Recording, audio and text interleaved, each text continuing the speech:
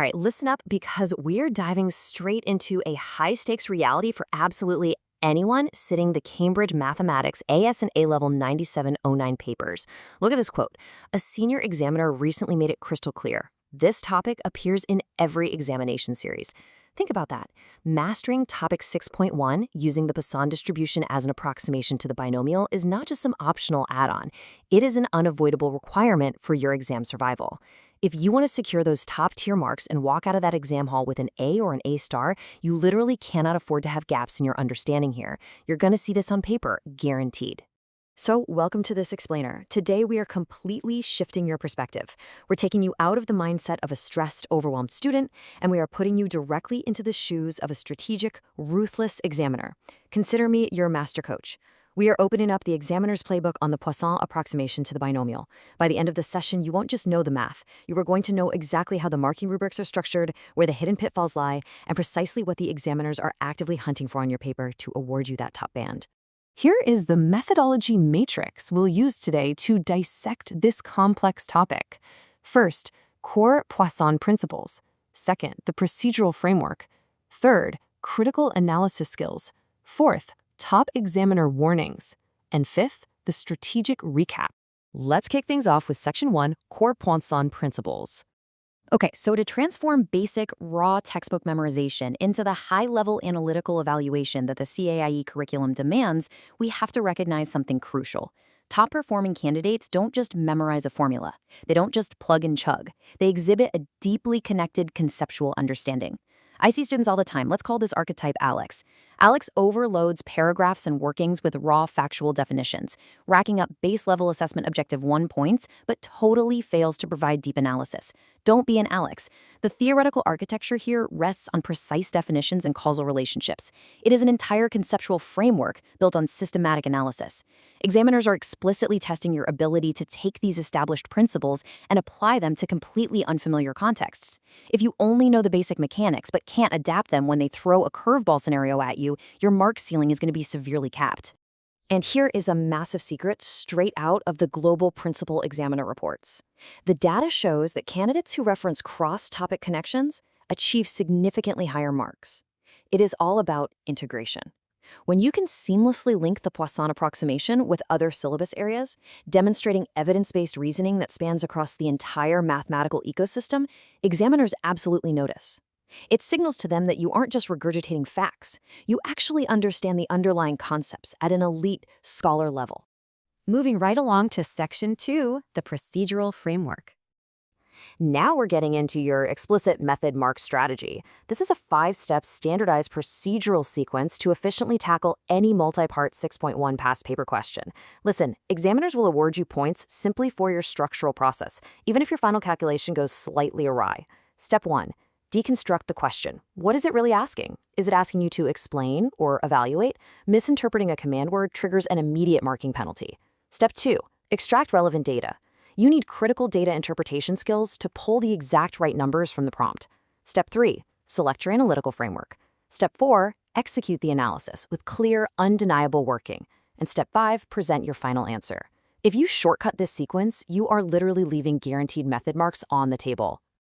The crucial point here is how you handle that final step, presentation. Execution absolutely must follow strict data interpretation and presentation conventions. You have to use proper headings, correct terminology, appropriate formats, and clear annotation. Misinterpreting this or getting sloppy with your notation triggers a massive immediate marking penalty on the examiner's grid. Professional skills are being evaluated here, guys, not just your mental math. You have to prove you can communicate mathematically. Which brings us to Section 3, critical analysis skills.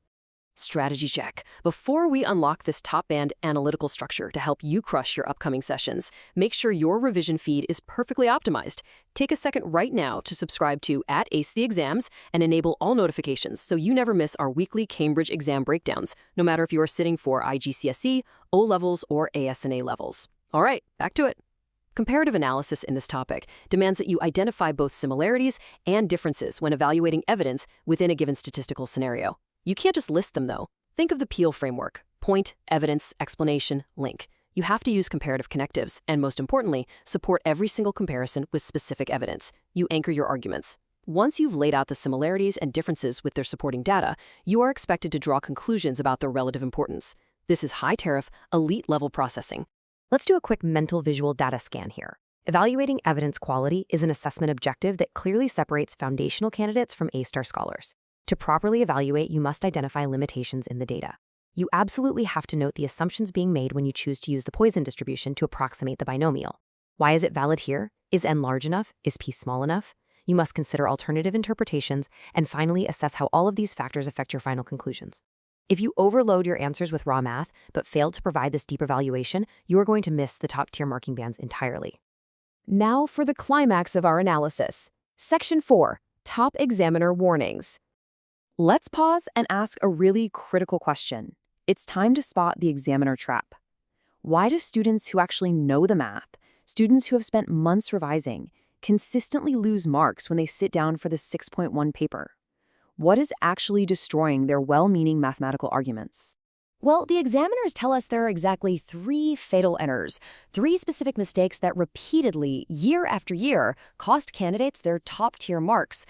Here they are. Mistake number 1, forgetting to include proper format, bleeding easy marks that you absolutely should have secured. Mistake number 2, neglecting presentation checks once the math is done. I see fast writers, let's call them Sam, who construct highly persuasive arguments but totally miss these explicit restrictions. But mistake number 3, that is the ultimate killer. The classic examiner trap is providing generic answers that are not specific to the question context. If you write down a textbook definition or a generic assumption without explicitly anchoring it back to the specific real-world scenario provided in the prompt, you lose the mark, period. Always link every single analytical point back to the given context. Always. Let's lock this in. Section 5, the strategic recap. This is your universal operational rule list for the Poisson approximation to the binomial. This is your post-writing compliance audit. Step 1, identify the key elements of the context. Step 2, apply the relevant, precise principles. Step 3, execute your analysis with exceptionally clear working to secure every single method mark. Step 4, verify your results and double-check your assumptions. And finally, Step 5, present your answer in the appropriate, strict format the examiners demand. Memorize this sequence. Audit your work against it every single time you do a past paper. So, strategy check. Before you head back to your revision feed, ask yourself, are you going to be the candidate who loses easy points on a generic assumption, or the elite scholar who secures every single method mark? The playbook of yours. Now you just have to execute it. Make sure your revision feed is perfectly optimized by subscribing to @AceTheExams.